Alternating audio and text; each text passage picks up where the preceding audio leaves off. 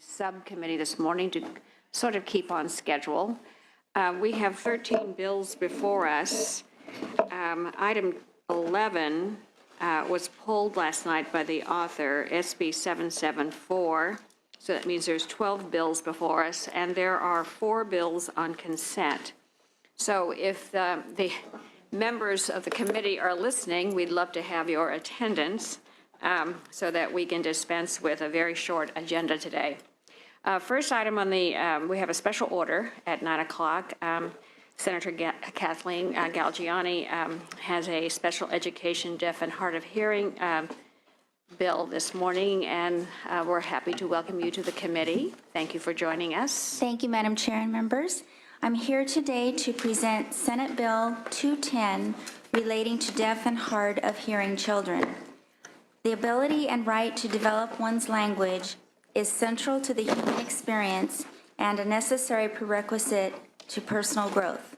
Current statistics show that many children who are deaf and hard of hearing arrive at kindergarten with severe language delays and in many cases language deprivation. These children begin kindergarten without the necessary language skills to acquire the knowledge and academic capabilities which will allow them to be successful in school and life. Currently, there are no requirements to assess the language development of children from birth to 5 years of age who are deaf and hard of hearing or to monitor their progress. In order to assure that children who are deaf and hard of hearing have the language foundation to enter kindergarten ready to learn, formal milestones, benchmarks must be established and monitored. In order for students to access education, receive a free and appropriate public education, and develop the required literacy and other skills needed to meet state standards, including the Common Core standards, students must demonstrate progress in language and communication skills commensurate with his or her age and cognitive abilities. I am proud to have representatives today from a broad coalition of support, including the California Association of the Deaf, the California Coalition of Option Schools, and the Center for Early Intervention on Deafness. I respectfully ask for your aye vote. Thank you very much. Those in support of the bill, please. Hello, good morning. My name is Sherry Farina. Hello. I represent the California Association of the Deaf, as well as I am the CEO for NorCal Services for Deaf and Hard of Hearing in the Northern California, Sacramento greater area. I am one of 8 sister agencies in the state of California providing social services, and we see the end results of children who graduate from high school who are looking for jobs. Your support today will be the beginning to the end of language deprivation for deaf and hard of hearing children in our state. The stats do not lie. We know that approximately 17,000 deaf and hard of hearing students in the state of California are still reading and writing far below 15% success rate. That's deplorable and unacceptable. Whatever we have been doing has not been working. It's time to go back to the beginning to provide these children with everything, with language acquisition and focus on their language benchmarks in American Sign Language and in English, so that they arrive, that these children get to kindergarten, that they're ready for academic success, to learn, not ready to find out at that time that they don't have language, that they are at kindergarten ready to learn. So thank you for your support. Thank you. Others in support? Good morning. My name is Laura Turner. I am the Director of Children's Choice for Hearing and Talking, also known as the Chat Center, located here in Sacramento. On behalf of the California Coalition of Option Schools and the Center for Early Intervention on Deafness, I am here in support of Senate Bill 210. We are nonprofit, non-public schools and agencies certified by the state to teach children who are deaf and hard of hearing to learn to listen and use spoken language. We recognize that some children in the state are being deprived access to language, one of the most basic needs to succeed in school. Despite all of the work around implementing new standards, these standards don't matter if children don't have access to language. This bill provides for language benchmarks and recognizes that children may use one or both American Sign Language and English, with the bill defining English as spoken English, written English, or English with the use of visual supplements. Parents at our schools are pleased that IFSP and IEP teams throughout the state will receive benchmarks to assist with tracking progress and making decisions to support children's language development. This bill takes the first step to ensuring children ages 0 to 5 are kindergarten ready by monitoring their progress towards English literacy. I would like to thank Senator Galgiani for her leadership on this issue, and we are pleased to join Sherry and the California Association of the Deaf in support of the bill. Thank you. Thank you very much. Others in support of the bill? Is there any opposition to the bill? I don't think the committee received any. Are there any questions from members?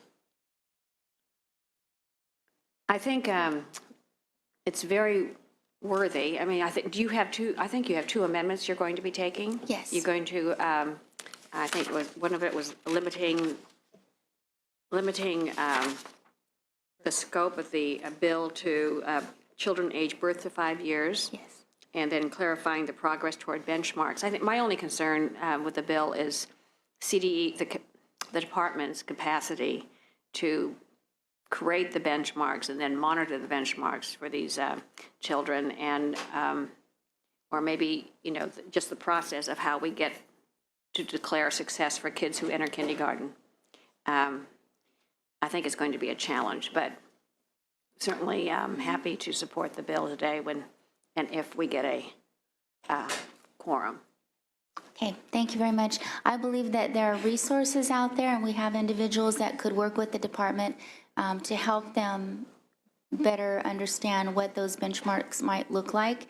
And this will be something that's new for everyone, but I believe that the resources are there to help us get there. Okay, Senator Pan. Just relate that, are there national, are there other benchmarks, national or associational benchmarks that would help assist the state in that regard? Yes, right now we do have, the California Department of Education has a parent resource center side, and they have a joint committee on infant hearing that supports this language benchmarks.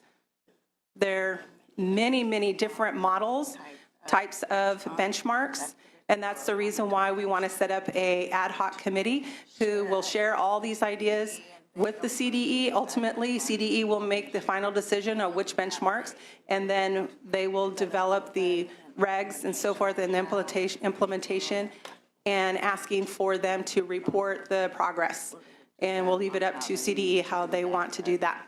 But basically, it's putting accountability to the schools for deaf and hard of hearing children, language deprivation to be documented, because it's never been done before, and it's about time. It's about time California invests in their deaf and hard of hearing children. So essentially, there are benchmark standards set, and we need to just establish which ones we're using in California. So that's a much more straightforward task. Correct. You're absolutely correct. Okay, all right. Any closing comments, I Senator? respectfully ask for your aye vote. When we get a quorum, we'll take up your bill. Thank you very much. Thank you. Thank you. Thank you. Senator, jumping in front of the line. I see Senator Huff is here. You have item 2, SB 381. I see you have a full complement of members today, Madam Chair. Well, I so miss being here. you're free to join us. Thank you. All right. Okay, Madam Chair and members, we have seen this bill before. you have seen, yeah, pretty much. Some shape of this bill. Yeah, but not all the members on the committee have seen this. No, that's true. So SB 381, Career Pathways, an approach to education that transforms a traditional high school experience by challenging students with rigorous academics aligned with particular career pathways. Upon entering a high school, a student can choose a career, fields such as health, engineering, or the arts. From there, the career choice will shape their academic experience. The program is changing the landscape of California's education and in many ways considered an economic development plan as it is helping prepare students for the 21st century workforce. Career Pathways programs such as Linked Learning have earned major buy-in from lawmakers on a bipartisan basis, from school leaders and from the business community. Not only has California embraced Career Pathways learning models, but you could say the state's elevated these programs as a leading priority in education. We don't have to look any further than the Career Pathways Trust to underscore this point. Through Career Pathways Trust, the state has devoted millions of dollars for a competitive grant available to all schools. Applications for the trust have been rewarded for programs that bring together high schools, community colleges, and business partners to provide a meaningful work-based learning component. It's clear the state believes this is a critical program, so do I. Since we've invested so many resources into fostering career pathways, it's important that we remove barriers to its success. That's what this bill is about, and I know you were wondering where I was going with it. We're removing obstacles so schools can ensure these programs reach their potential. Pathway programs are unique because teachers work across areas of study with other teachers, often using project-based learning. So when layoffs or reassignments are made, even losing just one linked learning teacher can disrupt the program or even dismantle it. SB 381 would allow school districts to protect specially trained pathways teachers from layoffs or bumping due to assignments. By protecting these teachers, schools will have the peace of mind knowing that their programs will remain stable and ensure students get the best education possible. SB 381 will also save money. Teachers are trained sometimes tens of thousands of dollars beyond normal professional training for pathway programs. If that teacher is lost, schools have to recommit new dollars to train the next teacher. That's time and money lost that should be used in the classroom. Career Pathways learning models are changing our education system for the better and helping our economy as well. So it's no surprise that SB 381 has support not just from education leaders, but from the business community as well. I ask for your support in addition to their welcome support. Thank you very much. Those in support of the bill, please. Madam Chair, Jeff Frost, representing the California School Boards Association. As Senator Huff has pointed out, the linked learning or career pathway teachers are sort of unique. There are sort of specific areas of training that do make them unique. As your committee's analysis points out, districts already have some level of flexibility. Our view is that this ensures greater flexibility and that the investment districts have made will be able to continue. Thank you. Thank you. Others in support? Thank you. Mira Morton here on behalf of the California Chamber of Commerce, also in support. We're broadly supportive of giving school districts more deference in these decisions and allowing them to deviate from seniority where they feel that that is necessary to preserve highly qualified teachers and also teachers that have unique training. And as with my colleague, we would appreciate, this change because we think it really acknowledges the importance of this particular category of teacher where we need more of them and need to make sure that they're protected during difficult budget times. Thank you. Thank you very much. Others in support? Others in support? Is there opposition to the bill?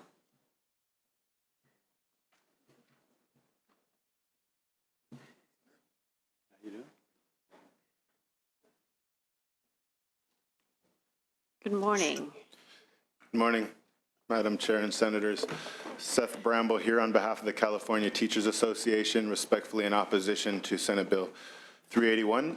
Education Code 44955D outlines that a school district does have the authority to deviate from seniority when they have a position, when they have a specific need for personnel to teach a specific course of study, or if somebody has special training and experience necessary to teach a course. The changes proposed here by the Senator around career tech ed are permissible under current law. There's no change that's required here. This is not the first time the Senator has brought, as you mentioned, this topic to this committee. It's another attempt to chip away at seniority rights for education employees. These kinds of rights protect teachers against things like retaliation, discrimination, favoritism, And additionally, the proposal allows for deviation from seniority for a local control accountability plan. You can put just about anything in a local control accountability plan. And so far from being narrow, that's a very wide kind of, you can deviate from seniority for just about anything kind of a proposal.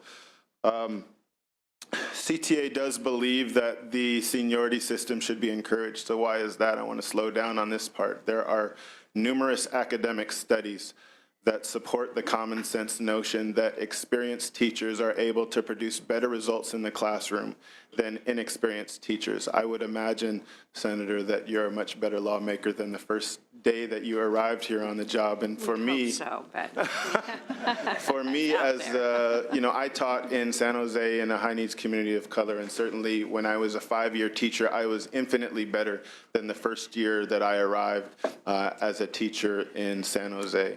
And so the bottom line here is that, as in all professions, skill improves over time, experience matters. We urge your no vote. thank you. Others opposed to the bill? Good morning, Madam Chair. Good morning. My name is Erica Jones, and I teach kindergarten in South Los Angeles. And if you remove seniority, we are going to have a problem with age discrimination and favoritism. In my experience as a 10-year veteran teacher, I was retaliated against for asking for a transparent budget that would support our students, and threatened that I would be replaced by a first-year teacher because I was a voice for students at risk. Thank you. Ladies and gentlemen, is this on? The red button lights up. Here, good. There we go. Thank you. Ladies and gentlemen, this is pretty simple. When teachers lose seniority, students lose advocates.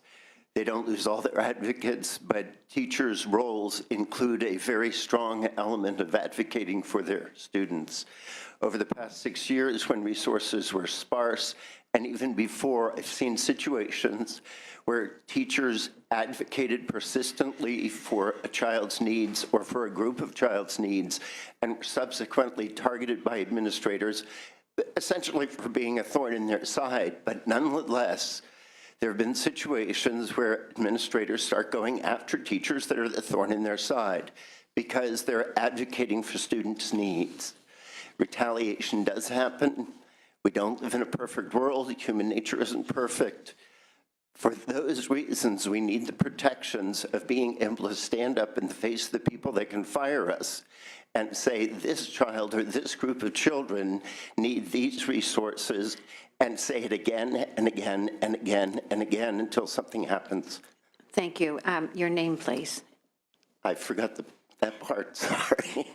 Peter Manette, I teach kindergarten in the Penn Valley School District of Nevada County. Thank you very much.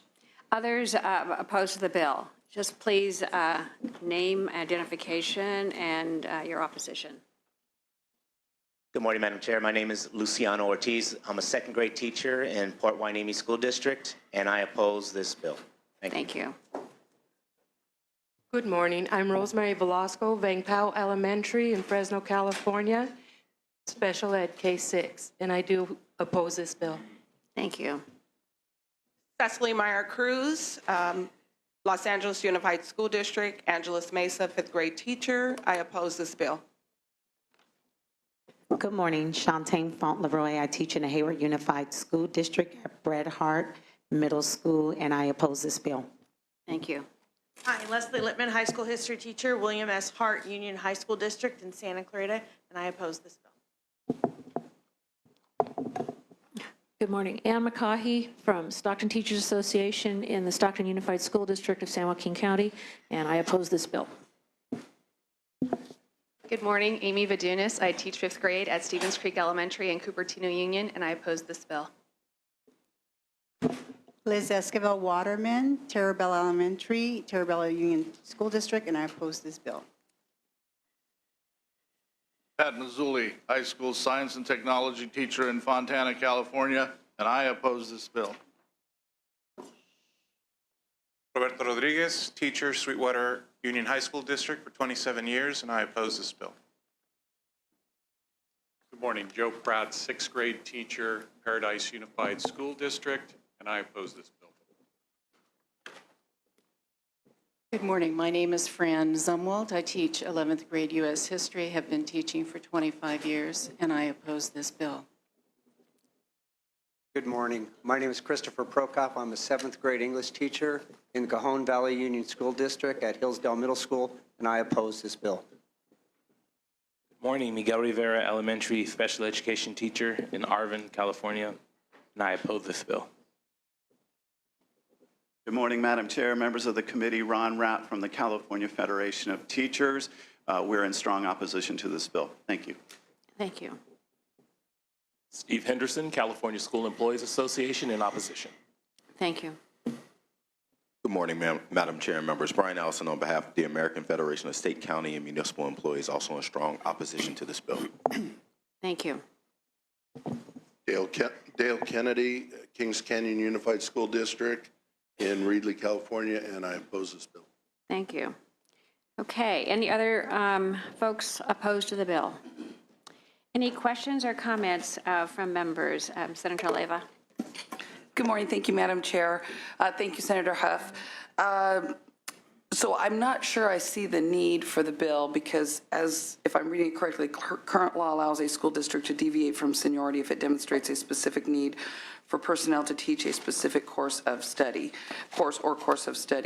Coming out of the labor movement, we obviously very strongly support seniority, but we always had something in our contract similar to this that talked about skills and abilities. So that way, if you did have someone who maybe didn't have the same seniority as another worker, they had a skill or ability and we could place them in that position. It seems to me that the law already has that.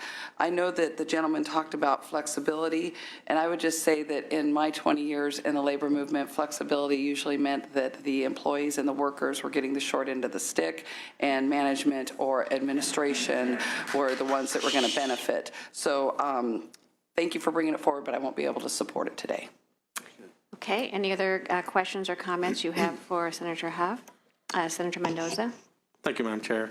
Thank you, Madam Chair.